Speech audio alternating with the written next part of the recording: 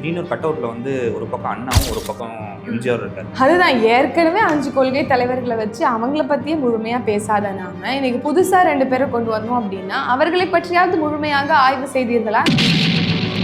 So இது முழுக்க ஒரு ஃபேன் பேஸ் க்ரௌடு. அவங்க ஒரு ஃபேண்டசியில அவங்க வந்து விஜய் அவர்களை பார்க்க வந்திருக்காங்களே தவிர்த்து அவர் இந்த மாநிலத்துல மூளை என்பது எவ்வளவு அவசியம். அந்த மூளை இல்லைன்னா இந்த மாநிலம் இயங்குமா, இந்த உடம்பு இயங்குமா? அப்ப அந்த மூளையே இல்லாம நீ வந்து ஊரா விட்டு மூளை, உனக்கு இந்த மக்களுடைய உணர்வும் இந்த மக்களுடைய கண்ணீரும் இந்த மக்களுடைய வலியும் புரிந்து கொள்ள முடியவில்லை அப்படின்னா யாரோட மூளையை வைத்துத்தான் உனக்கு மக்களுடைய வலி என்னன்னு தெரியாம மக்களை வீட்டுக்கு வர வச்சு அவங்களுடைய வலியை உணர்ந்துப்பீங்க அப்படின்னா உங்ககிட்ட எப்போதுமே மக்கள் இப்படி மேலதான் பார்க்கணும். மக்களோட கனெக்ட் பண்ற மாதிரி பேசுங்க. எல்லாத்தையும் நீங்க உங்க பேரையே வந்து சொல்லி கொடுத்தாதான் வாசிப்பேன் அப்படின்னா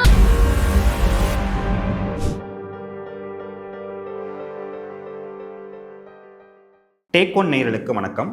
நான் உங்கள் கமல். இன்று நம்முடன் சமகால அரசியல் பேச இருப்பவர் நாம் தமிழர் கட்சியை சேர்ந்த ஃபாத்திமா ஃபர்கானா மேம். வணக்கம் மேம். வணக்கம். நம்ம ரீசெண்டாகவே வந்து நம்மளோட நாம் தமிழ்லேருந்து டெய்லி ஒரு அப்டேட் என்ன வருதுன்னா, தாவேக்காவும் அவரோட அதன் தலைவர் விஜய் விமர்சித்து ஏதோ ஒரு டாக் ஒன்று வந்துடுது. ஏன் மேடம் இந்த இஷ்யூலாம்?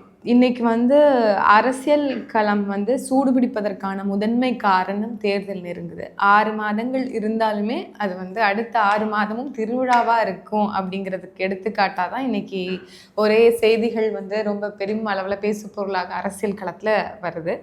அதில் இன்னைக்கு வந்து ஒரு நியூ பியா, ஒரு நியூ ஃபோர்ஸாக வந்திருக்கிறது சகோதரர் விஜய் அவர்கள்.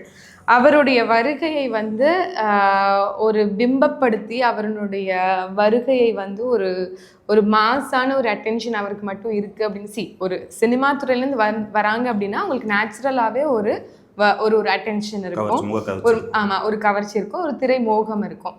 இப்போ அதே மாதிரி ஒரு ஃபோட்டோவில் இருக்கக்கூடிய இப்போ சகோதரர் சிவகார்த்திகேயனோ இல்லை நீங்கள் வந்து ஒரு நயன்தாராவோ இல்லை வேற ஏதாவது ஒரு சினிமா துறையினுடைய முகத்தை கொண்டு வந்து ஒரு கூட்டம் கூட்டினாலும் அதே மாதிரியான கூட்டங்கள் வரக்கூடுங்கிறது நிதர்சனமான உண்மை இருக்குது. அதனால தான் சாதாரணமான ஒரு சப்போர்ட்டிங் ஆக்டர்ஸ் எல்லாம் வெளியில் வரும்போது கூட ஒரு மாஸ்க் போட்டுட்டு வெளில வராங்க அளவுக்கான ஒரு திரைமோகம் வந்து ஜென்ரலாகவே மக்கள் மத்தியில் இருக்குன்னு பார்க்கலாம்.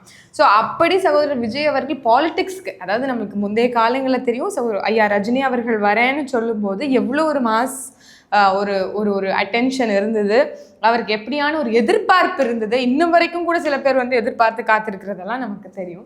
ஸோ கமல்ஹாசன் அவர்கள் வரும்போதெல்லாம் வந்து உங்களுக்கு தெரியும் அவர் கொஞ்சம் வாசிப்பாளரும் கூட, கூடுதலாக சமூகத்தில் கொஞ்சம் என்ன சொல்கிறது ஒரு என்கேஜ்மெண்ட் இருந்த ஒரு நபரும் கூட.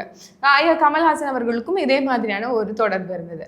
அப்படி விஜய் அவர்கள் வரும்போது ஓகே பாலிடிக்ஸ்ல ஏதாவது கொண்டு வருவாரோ. சீமான் அவர்கள் மக்கள் நீதி அப்போதைய தலைவர் கமலஹாசனை வந்து நேரடியாக போய் பார்த்தார், வாழ்த்துக்கள் தெரிவிச்சார். கட்டாயம் அதை எல்லா திரைத்துறையிலேருந்து வர்றவங்களையும் நம்ம வந்து சரி அவங்களோட இன்ட்ரெஸ்ட் எப்படி இருக்குன்னு பார்த்துக்கிறோம் அப்படிங்கிறதுல நம்ம பார்த்தோம். பட் எல்லா இடங்கள்லையுமே அவங்க வந்து சஸ்டெயின்டாக நிற்கிற தவறிய ஒரு திரை பிம்பங்களாக தான் இது வரைக்கும் இருந்திருக்கிறாங்க.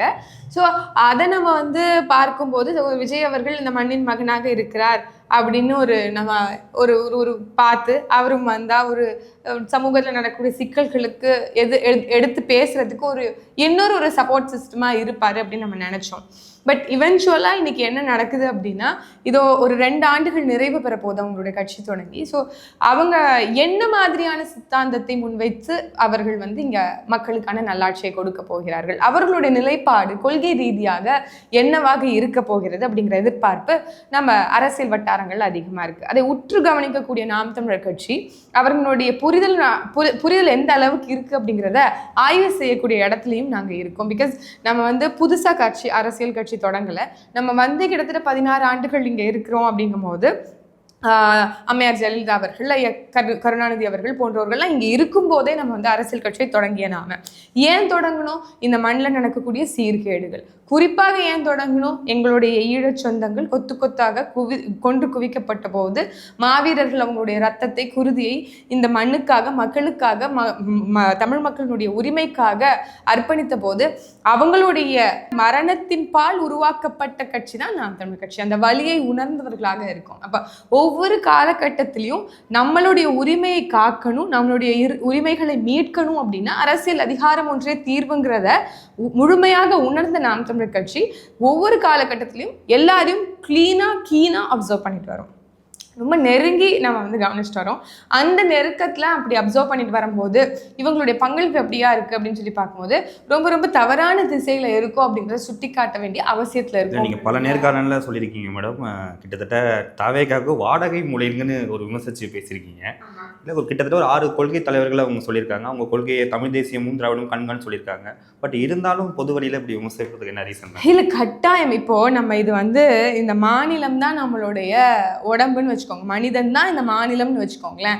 இந்த மாநிலத்தில் மூளை என்பது எவ்வளவு அவசியம், இந்த உடம்புல மூளை என்பது எவ்வளவு அவசியப்படுது. அந்த மூளை இல்லைன்னா இந்த மாநிலம் இயங்குமா, இந்த உடம்பு இயங்குமா? அப்போ அந்த மூளையே இல்லாமல் நீ வந்து ஊரா விட்டு மூளையத்தான் வச்சுப்பேன் அப்படின்னா உனக்கு இந்த மக்களுடைய உணர்வும் இந்த மக்களுடைய கண்ணீரும் இந்த மக்களுடைய வலியும் புரிந்து கொள்ள முடியவில்லை அப்படின்னா, யாரோட மூளையை வைத்துத்தான் உனக்கு உணர்ந்து கொள்ள முடியும் அப்படின்னா, அப்போ வந்து ஏற்கனவே இங்கே எஸ்டாப்ளிஷ் ஆகி இங்கே ஆல்ரெடி மக்களோட நின்றுட்டு இருக்கக்கூடியவர்களுக்கு என்ன வேல்யூ இருக்குது, என்ன மதிப்பு இருக்குது? ஸோ உங்களால் ஒரு வார்த்தையை கூட தன்னுடைய உணர்வால் பிரதிபலிக்க முடியல, எல்லாத்தையும் எழுதி மற்றவர்களுடைய மூளையை வைத்துத்தான் உங்களுக்காக மக்களோட கனெக்ட் பண்ண முடியும். நான் சொந்த கட்சி சொந்த மாநிலத்தில் அவங்களோட நல்லதுக்காக வந்தோம்னு சொல்கிற நீங்கள் உங்களோட மனசுலேருந்து ஒரு வார்த்தை பேச முடியாது அப்படின்னா எப்படி இந்த மாநிலத்தை காக்க முடியும் அப்படிங்கிற ஒரு அடிப்படை கேள்வியை தான் நம்ம சிந்தித்தே செயல்படலங்கிறீங்களா? எல்லாமே அவர் வந்து ஆக்டரா இருக்கப்ப ஸ்கிரிப்டா மெயின்டைன். நீங்க ஒரு போட்டோ பாத்தீங்களான்னு எனக்கு தெரியல. அந்த போட்டோல ஒன்னும் பெருசாலாம் இல்ல. வடக்கு விஜய், தெற்கு மதுரை, தெற்கு விஜய், மதுரை நடுவன் விஜய், மதுரை கிழக்கு விஜய் அப்படின்னு சொல்லி இந்த பெயர்களை அவர் வாசிக்கிறார். சில பேர் வந்து ஊடகத்துல, நான் ஏதோ ஒரு தம்பியோட கணக்கு நினைக்கிறேன், போட்டிருந்தாங்க. மற்றவங்க எல்லாம் அவங்க வந்து குறிப்புகள் தான் எடுத்துக்கிடுவாங்க. மற்ற அரசியல் கட்சி தலைவர்கள்லாம் எந்த ஆண்டுன்னு தெரியறதுக்காக நம்ம போடுவோம். சில பேர் சில நினைவுகள் இருக்காது நமக்கு, யாரோட பேர் கூட மறந்துடுவோம் சில நேரில். ஆனால் தன்னுடைய பேரே மறக்கிற இந்த சூழலை வந்து மேபி அவர் வந்து புதுசு அப்படின்னு நம்ம வந்து எக்ஸ்கியூஸ் பண்ணிட்டு போக முடியாது. இது ரெண்டாவது, நீங்கள் சொல்கிற மாதிரி பெரிய மாநாடு திரட்டியிருக்கீங்க.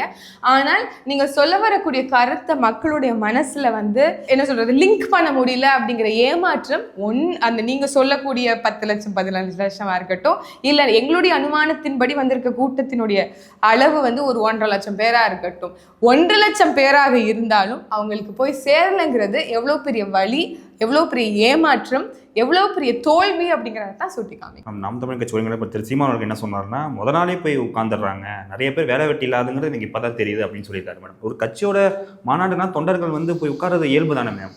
அதாவது அது எல்லா நம்ம கட்சி மாநாட்டுக்கும் நம்ம தொண்டர்கள் வருவாங்க.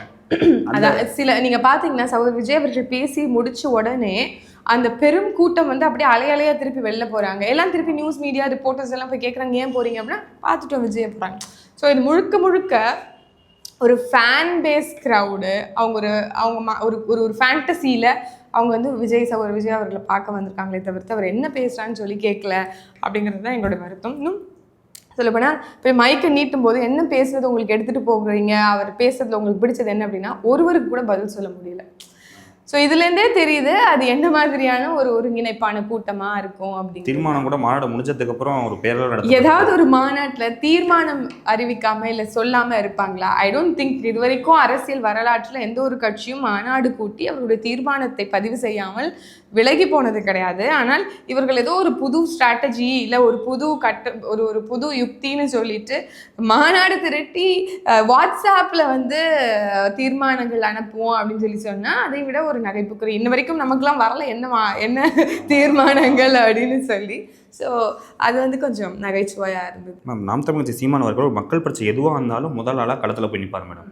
தூய்மை பணியாளர்கள் இஷ்யூலையும் வந்து மீட்டிங் போய் பார்த்தாரு. இப்போ கவின் வீட்டுக்கு போனார், அஜித்குமார் வீட்டுக்கு போனார். எந்த இஷ்யூவாக இருந்தாலும் முதல் கருத்து. இது மாதிரி அனகாபுத்தூரில் மக்கள் வீடுகள் இடிக்கப்பட்டவும் போனார். பட் ஆனால் விஜய் அவர்கள் இது புது ஸ்ட்ராட்டஜி கொண்டு வந்திருக்காரு. தன்னோட இடத்துக்கு, அதாவது பனையூர் அலுவலகத்துக்கு வர வச்சு பேசுகிறாரு. இது ரெண்டுத்துக்கும் என்ன வித்தியாசம் மேடம்? இல்லை, மக்களோடு மக்கள் நிற்கிற ஒரு அரசியல் தலைமை வந்து இன்னைக்கு ட்ரெண்ட் மாதிரி இல்லைங்க. யாருக்கு பிரச்சனையாக இருந்தாலும் அந்த பிரச்சனைக்குரிய நபர்களை கூப்பிட்டு வந்து பனையூரில் சந்திக்கிறது தாங்க புதிய ஒரு அரசியல் யுக்தி அப்படிங்கிற மாதிரி சகோதரர் விஜய் அவர்கள் வச்சிருக்கிறாங்கன்னு தெரியல.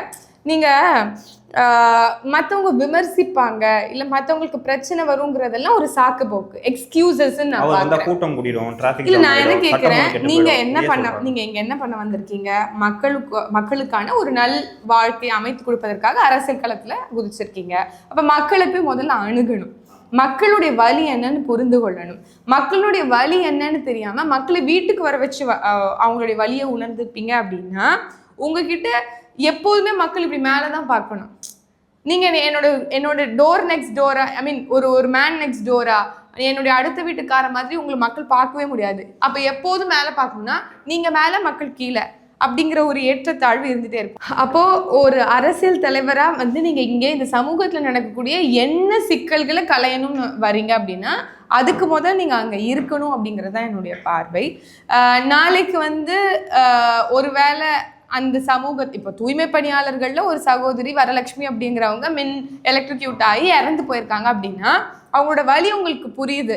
ஆனா அந்த களத்துக்கு போய் நின்னாதான மக்களுக்கு உங்க மேல நம்பிக்கை வரும்.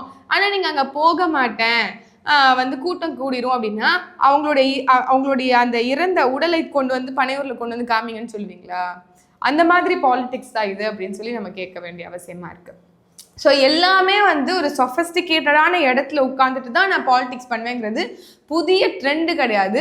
அது ஒரு ஒரு ஏமாற்றுத்தனம், ஒரு ஏமாற்று வேலை அப்படின்னு நான் பார்க்குறேன். அதெல்லாம் அரசியல் கிடையாது. ஐயா எம்ஜிஆர் அவர்களை நீங்கள் ரோல் மாடலாக எடுக்கிறீங்க அப்படின்னா எம்ஜிஆர் அவர்கள் உண்மையாகவே ஏழை எளிய மக்களுக்கு அன்னைக்கு வறுமை பசி பஞ்சத்தில் இருந்தவங்களுக்காக கூட நின்றுருக்கிறாரு. எவ்வளோதான் ஒரு மிகப்பெரிய ஒரு திரைக்கலைஞர், இவரை விட வந்து அவர் வந்து ஒரு பல மடங்கு வந்து ஆக்டிங்கில் வந்து பயங்கரமான ஸ்கில்டு ஒரு பர்சனாலிட்டி அப்படின்னு நான் நினைக்கிறேன். அவர் இறங்கினாலே எல்லாருமே அப்படி வியப்பா தான் பார்க்கணும். ஏன்னா ஒரு ஏலியன் மாதிரி தான். லைக் நம்ம மக்களுடைய கலர் கிடையாது, அவர் பயங்கரமான பளபளப்பான கலர். அந்த ஒரு நிறக்கவர்ச்சியில மக்கள் பேர் வந்து ஒரு ஈர்ப்பு இருக்கும் அப்படி. ஆனா இருந்தாலும் கூட அவர் இறங்கி மக்களாக நின்று இருக்கிறாரு. அவர் சுற்றி எந்த பாதுகாப்பு துப்பாக்கி வளையங்கள் இல்ல. சோ நீங்க முதல்ல உங்ககிட்ட இருக்க அந்த அந்த அந்த பிம்பத்தை நீங்க உடைக்கணும். எனக்கும் என் மக்களுக்கும் எந்த பிரச்சனையும் இல்லை, நான் போய் நிக்கிறதுனால ஒரு பிரச்சனையும் ஆகாதுன்னு நீங்க ஒரு 2 முறை 3 முறை வந்து நிற்கும் போதுதான் முதல்ல இந்த ஹைப்டு இமேஜே வந்து ஏன் அவர் பண்ண மாட்டார்னா அவருக்கு பயம். எங்க நம்மளோட ஹைப்டு இந்த மாதிரி மட்டும்தான் ஹைப் பண்ணி வச்சிருக்கோம். கொள்கை ரீதியாகவோ சித்தாந்த ரீதியாகவோ ஒரு ஒரு ஒரு சப்ஜெக்ட் விஷயத்துலையும் சப்ஜெக்ட் நாலேஜ்லையும் அவர் ஹெவியா இல்லை. அவர் வந்து ஒரு முழுமையான ஒரு அரசியல்வாதியா இல்லைங்கிறதுனால அதுல வந்து அசிங்கப்பட்டுருவோமேங்கிற காரணத்துக்காக இந்த ஹைப் அப்படியே பாதுகாத்து வைக்கணும்ன்றது தான் அவங்களோட யுக்தியா இருக்கு. அது வந்து மக்கள் கிட்ட வந்து செல்லுபடி ஆகாது அப்படிங்கிறது என்னுடைய பார்வை. அதற்கு தான் விஜய் அவர்கள் ஒன்று சொல்றாரு மேடம், சிங்கம் வந்து வேட்டைக்கு மட்டும்தான் வரும், வேடிக்கை பார்க்க வராது. A lion is always lion. Lion is not single, it's a king of jungle. அதோட நிப்பாட்ல அவரு it is not a definition, it is a clear declaration வரைக்கும் சொன்னாரு. எல்லாமே கூகுள்ல இருக்கு, நம்ம பார்த்து தெரிஞ்சுக்கலாம். ஆடியோ லான்ச்ல சொல்வாரு. இல்ல அதுதான் எங்களுடைய சகோதரர் கூட போட்டிருந்தாரு, ஸ்ட்ராட்டஜிஸ்க்கு காசு கொடுங்கன்னா ஜெராக்ஸ் மிஷினை பக்கத்துல வச்சிருக்காரு அப்படின்னு சொல்லிட்டு. அந்த மாதிரி வந்து எல்லாமே இருக்கு, கூகுள் இருக்கு. அந்த கதை கூட வந்து ஏற்கனவே ஒரு சைனீஸ் கதை அப்படிங்கிறது தான் நம்மளுக்கு தெரியும். பட் யார் இந்த நிலத்துல அதை மக்கள் தொடர்பு படுத்தக்கூடிய அளவுல இங்க வந்து ஃபர்ஸ்ட் சொன்னாங்க அப்படிங்கிறது டிக்ளேர் பண்ண வராங்கன்னா நான் எல்லா பிரச்சனைகளும் வர மாட்டேன், நான் என்ன பிரச்சனை நினைக்கணும் அதுக்கு மட்டும் தான் வருவேன்னு சொல்றாரு. சிங்கத்தோட வேலை என்ன, முதல்ல ஆண் சிங்கம் வேட்டைக்கு வராதுங்க. சிங்கம்னா ஒரு பெரிய கற்பனை பண்ணி வச்சிருப்போம். இப்ப சிங்கம்னா ஒன்றும் இல்லைங்கிற அளவுக்கு வந்து விஜய் அவர்கள் வந்து மேடையில பேசிட்டு போயிட்டாரு அப்படின்னு நான் நினைக்கிறேன். ஆண் சிங்கம் வந்து வேட்டையே ஆடாது, ரொம்ப ரொம்ப rarest of the rare. Okay, and இவர் வந்து சொன்ன விஷயங்கள் எல்லாம் பார்த்தா ஒரு சிங்கம் பகல் கனவு கண்டா எப்படி இருக்குமோ அப்படிதான் இருந்தது. ஒரு ஒரு பாலிட்டிஷியன் மாதிரி பேசுங்க, ஒரு அரசியல்வாதி மாதிரி பேசுங்க. ஒன்றும் இல்லை, நீங்கள் மக்களாக இருந்தாலே முதல்ல அது வந்து பிரேக் ஆகும், அது வந்து புரிஞ்சுக்க முடியும். அடுத்தது வந்து மக்களோட கனெக்ட் பண்ணுற மாதிரி பேசுங்க. எல்லாத்தையும் நீங்கள் உங்கள் பேரையே வந்து சொல்லி கொடுத்தாதான் வாசிப்பேன் அப்படின்னா அப்போ அது வந்து ரொம்ப ரொம்ப சிரமம், கஷ்டம். சகோதரர் Vijay, it's very difficult bro அப்படின்னு தான் சொல்ல தோணுது. ஸோ அது ஒன்று.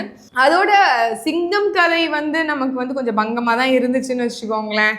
அது யாரை வந்து மீன் பண்ணியிருந்தாலும் இல்லை எங்களையே கூட மீன் பண்ணியிருந்தாலும் நாங்கள் வந்து கொடியில் அதை விட பெரிய விலங்கு வச்சுருக்காரு யானை. யானை பற்றிலாம் சொல்ல சிங்கத்தை பற்றி சொன்னாலும் சரி ஓகே.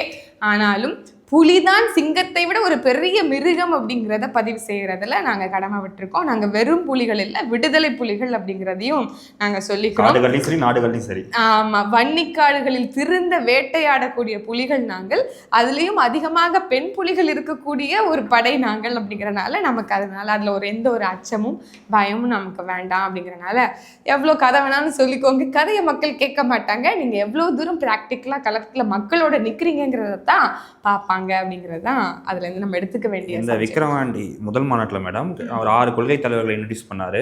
அந்த தலைவர்களை பற்றியும் புகழ் விளக்கம் சொன்னார். ஆனால் இதில் வந்து திடீர்னு ஒரு கட் அவுட்ல வந்து ஒரு பக்கம் அண்ணாவும் ஒரு பக்கம் எம்ஜிஆர் இருக்காரு.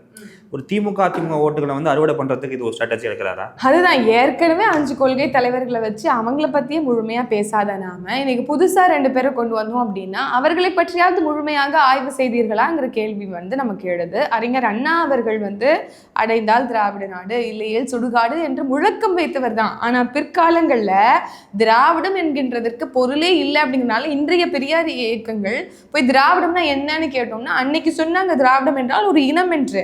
இன்னைக்கு திராவிடம் என்றால் ஒரு தத்துவம் என்று ஒரு மாற்று நிலைப்பாட்டுக்கு வந்திருக்காங்க. காரணம் என்ன? தமிழ் தேசியத்தினுடைய வருகை, தமிழ் தேசியத்தினுடைய ஆழமான கருத்தியல் சமர் இந்த மாதிரிலாம் நடத்திருக்கோம். அதனால இன்னைக்கு திராவிடம் என்பது ஒரு பொருளற்ற கருத்து அப்படிங்கிறத தான் நாம இன்னைக்கு வந்து உடைச்சிருக்கோம். ஆனால் திருப்பியும் நீங்க அந்த பொருளற்ற ஒரு புரிதலற்ற பார்வையை மீண்டும் வந்து மக்கள் மத்தியில கொண்டு வந்து திராவிடம் என்னுடைய ஒரு கண்ணுன்னு சொன்னீங்கன்னா சரி, திராவிடம் ஒரு கண்ணு. இது நாள் வரைக்கும் திராவிடத்தை பறைசாற்றும் வகையில தான் உங்களுடைய நடவடிக்கை இருந்திருக்கு. தமிழ் தேசியம் மற்றொரு கண்ணுன்னு சொன்னீங்கல்ல, அப்படி தமிழ் தேசியத்திற்காக நீங்கள் என்ன செய்தீர்கள்? தமிழ் தேசிய மக்களுக்காக நீங்க எங்க பேசுனீங்க?